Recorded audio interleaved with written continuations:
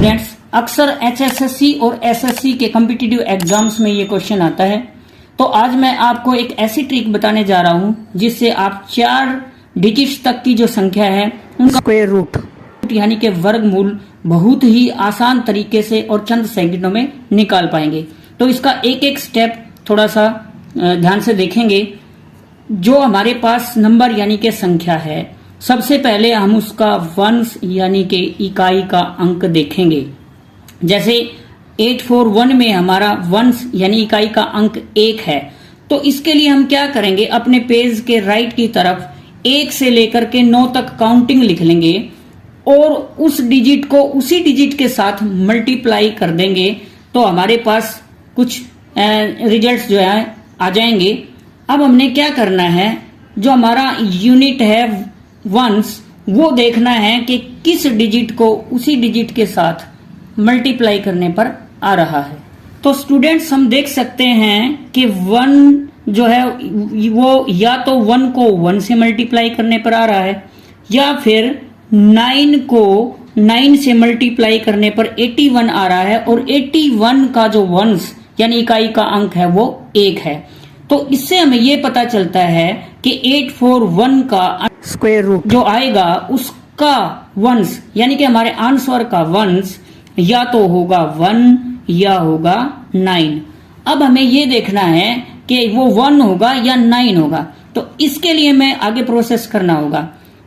Students, हमें क्या करना है कि जो संख्या हमारी है उसके 2 डिजिट छोड़ देने हैं यानी वंस और टेंस, और उसके बाद जो संख्या बचती है, जैसे हमारे पास 8 बचा, यदि ये 4 डिजिट्स की होगी तो हमारे पास कुछ और बचेगा। इस क्वेश्चन में 8 बचा हुआ है। तो अब हम क्या देखेंगे कि एग्जैक्टली कोई ऐसा डिजिट है कि उसको मल्टीप्लाई करने पर हमारा 8 आए।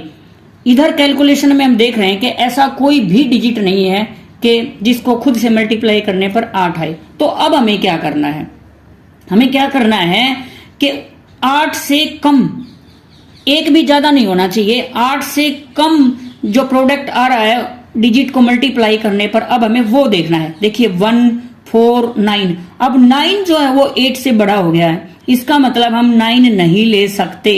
तो इससे कम हमारे पास 4 है, और 4 कैसे आया, 2 को 2 से मल्टीप्लाई करने पर। तो ये डिसाइड हो चुका है कि इसके अंडर के आंसर में जो डिजिट आएगा टेंस वो आएगा 2। तो ये तो डिसाइड हो गया। अब हमने देखना है कि वंश तो हमारा फिर भी रह गया, वो 1 आएगा या फिर वो 9 आएगा। तो ये डिसाइड कैसे हो कि वो 1 आया या फिर 9 आया। देखिए स्टूडेंट्स, हमें ये डिसाइड करने के लिए अब ये देखना होगा कि 8 का नियरेस्ट कौन है। 2 को 2 से मल्टीप्लाई किया तो 4 आया, 3 को 3 से मल्टीप्लाई किया तो 9 आया यानी कि 9 आया। अब देखिए 4 तो 8 के नियरेस्ट नहीं हो सकता, हाँ 9 8 के नियरेस्ट है, और 9 इन दोनों नंबर्स में से बड़ा है, और ये बड़ा है, इसीलिए अब हमें ये देखना है कि इनमें से कौन बड़ा है, और 1 और 9 में से 9 बड़ा है। तो हमारा वंश जो है वो डिसाइड हो चुका है और वो आएगा 9 यानी कि बड़े वाला। मैं आपको एक बार फिर से बता दूं कि टेंस को डिसाइड करेगा इससे कम वाला और वंश को डिसाइड करेगा इसके नियरेस्ट वाला। तो नियरेस्ट वाला अगर छोटा होता तो हम 1 लेते, लेकिन इन दोनों में से नियरेस्ट वाला बड़ा है, इसलिए हमने इन दोनों डिजिट्स में से 9 को लिया और ये आपका आंसर आ गया। तो स्टूडेंट्स, एक एग्जांपल और लेते हैं और अब हम 4 अंकों की किसी संख्या का वर्गमूल कैसे निकालना है एक बार वो देखते हैं। तो जैसे कि मैंने पहले बताया कि किसी भी संख्या स्क्वायर रूट निकालने के लिए सबसे पहले उस नंबर का, उस संख्या का हम इकाई यानी कि वंश का जो अंक है वो देखेंगे। अब हमारे पास 9 है जो कि इकाई का अंक है। अब हम फिर से अपनी मल्टीप्लाई में ढूंढेंगे कि 9 एग्जैक्टली आ रहा है या नहीं आ रहा है। अब हम इस रिजल्ट्स में देख सकते हैं कि 3 3 9 यानी कि 3 को 3 से गुणा करने पर हमारे पास 9 आता है, और इसके अलावा 7 को 7 से मल्टीप्लाई करने पर 49 आता है, जिसका वंश यानी इकाई का अंक भी 9 है। तो इससे हमें क्या पता चला कि इस संख्या का वर्गमूल जब हम निकालेंगे तो जो आंसर आएगा उसका वंश या तो 3 होगा या फिर 7 होगा। अब वंश तो हमारा डिसाइड बाद में होगा, उससे पहले हम आप क्या करें, टेंस को डिसाइड कर लें।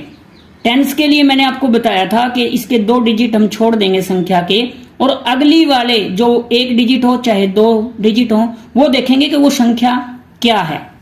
जैसे इस क्वेश्चन में हमारे पास आया 68। अब हम 68 इस मल्टीप्लाई में ढूंढेंगे, एग्जैक्टली 68 आता है तो सही है, वरना उससे कम वाला लेंगे, उससे ज्यादा वाला नहीं ले सकते। अब 68 हम देख रहे हैं कि 68, देखिए 8 8 जा 64, ये 68 से कम है। 9 9 जा 81, पर 9 9 जा 81 जो है ना वो 68 से ज्यादा है, तो हम 9 9 जा को यहां पर नहीं ले सकते, हम क्या लेंगे, 8 को लेंगे। तो अब ये डिसाइड हो चुका है कि इस संख्या के वर्गमूल में हमारा जो सेकंड यूनिट आएगा यानी कि टेंस का यानी कि दहाई का जो अंक आएगा वो तो 9 आएगा ही आएगा, वो तो डिसाइड हो चुका है। अब हम फिर से देखेंगे कि जो हमारा इकाई का अंक है आंसर का वो क्या आएगा, वो 3 आएगा या 7 आएगा। तो जैसा हमने पिछली कैलकुलेशन में देखा था, हम फिर से ये देखेंगे कि हमारे पास 2 संख्याएं थी, एक छोटी और एक बड़ी। अब हम इन दोनों में नियरेस्ट ढूंढेंगे। ये 68 है, इसके नियरेस्ट 64 है या 81 है। देखिए 68 और 64 इसमें तो 4 का ही डिफरेंस है, बट 68 और 81 में तो काफी डिफरेंस है। इसका मतलब क्या है, इसका मतलब है कि ये वाला जो डिजिट है हमारा, छोटे वाला डिजिट है, ये नियरेस्ट है। अब छोटे वाला जो नियरेस्ट है तो इसका मतलब है हमें इन दोनों में से जो छोटा है, और आपको पता है छोटा इसमें 3 है, तो हम यहाँ पर 3 लिखेंगे और ये हमारा आंसर हो जाएगा।